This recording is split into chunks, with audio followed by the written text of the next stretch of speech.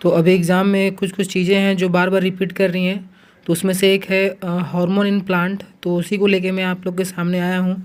तो कुछ ही मिनट में जो है वो आप प्लांट हार्मोन को अच्छे से समझ पाओगे और आपके सामने से ये गुजरेगा तो आप इसको अच्छे से एक बार देख लीजिएगा ताकि आपको पूरी तरह से समझ में आ जाए।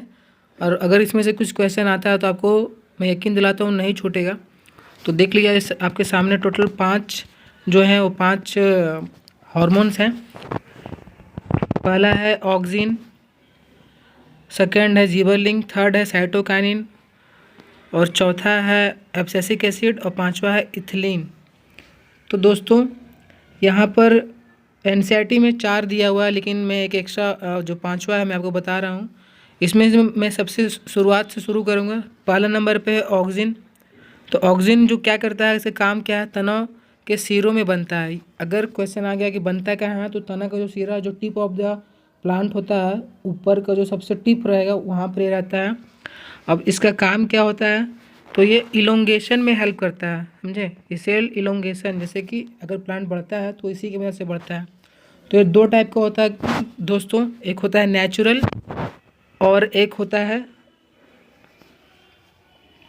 देखिए यहाँ पर एक होता है नेचुरल और एक होता है आर्टिफिशियल ऑक्सीजन। तो नेचुरल का एग्जांपल अगर हम देखें तो इंडोल 3 एसिटिक एसिड है और इंडोड ब्यूटरिक एसिड है। अगर हम शॉर्ट फॉर्म में याद करें तो IBA और IAA। और आर्टिफिशियल ऑक्सीजन जो होता है NAA है, NAA, और एक है 2,4 डाईक्लोरो डाईफिनॉक्सी एसिटिक एसिड। तो इम्पॉर्टेंट जो है वो हम लोग का यही है, नेचुरल, इंडोल, ये वाला। तो आप इसको ध्यान दीजिएगा, ठीक है। उसके बाद हम आते हैं सेकंड नंबर जिबरलिंक्स पे। तो जिबरलिंक्स की बात करें तो इसका काम क्या है, growth of a stem. Stem को भी सेम लाइक ऑक्सीजन ही है, भी ऑक्सीजन जैसा ही काम करता है, लेकिन एक और हेल्प करता है ये जर्मिनेशन और फ्लावरिंग में। जर्मिनेशन मतलब कि जो हम सीड को जो डालते हैं तो उसमें अंकुरित होकर वो पौधा बनता है, तो वही उसी को बोलते हैं जर्मिनेशन। तो उसमें ये काम आता है, और फ्लावरिंग जो फल होता है उसमें भी। उसके बाद हम आते हैं थर्ड नंबर साइटोकाइनिन में। तो इसमें ये क्या करता है, प्रमोट सेल डिवीजन। जो डिवीज़न होता है वो साइटोकाइनिन के कारण ही होता है।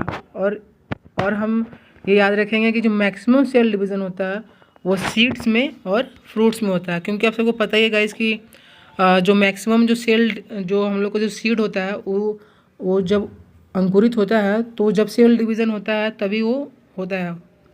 तो इसी तरह से सीड्स और फ्रूट में मैक्सिमम होगा, तो इस बात को ध्यान दीजिएगा।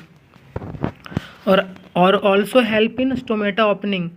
जो स्टोमेटा होता है उसको ओपन करने में भी साइटोकाइनिन हेल्प करता है। उसके बाद एब्सिसिक एसिड पे आते हैं चौथा नंबर पे। तो एब्सिसिक एसिड का काम है फॉलिंग ऑफ लीफ, जो पत्ते झड़ते हैं उसमें इनका रोल होता है एब्सिसिक एसिड का।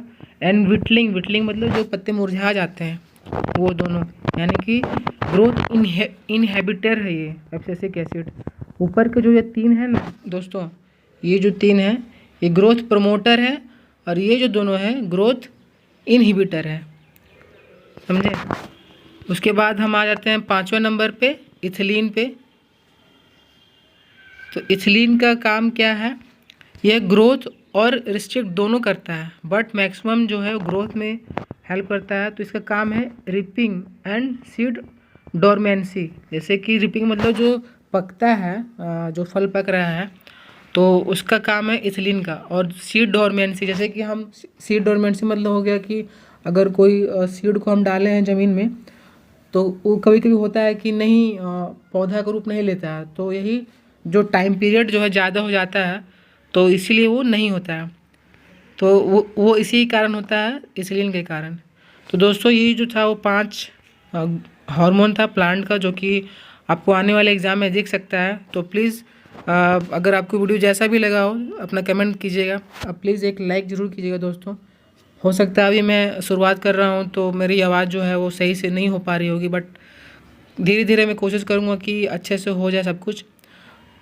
तो ठीक है, मैं इसी तरह के छोटे छोटे टॉपिक्स को लेकर आता रहूँगा, और प्लीज़ चैनल को सब्सक्राइब करके बेल बटन को भी दबा दीजिएगा। थैंक यू दोस्तों, मिलते हैं नेक्स्ट वीडियो में।